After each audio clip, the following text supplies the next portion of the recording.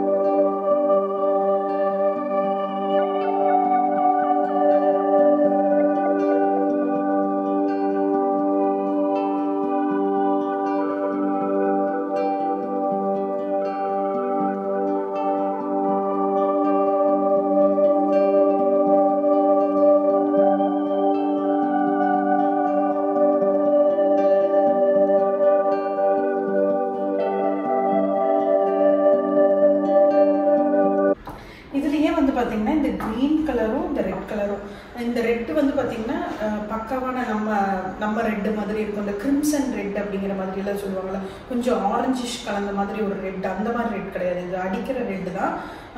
அது வந்துட்டு நான் வந்துட்டு ஆக்சுவலா வந்துட்டு அந்த ஆரஞ்சு கலந்த மாதிரி ஷேடு வரும் அப்படிங்கிற மாதிரி வந்து நினைச்சேன்.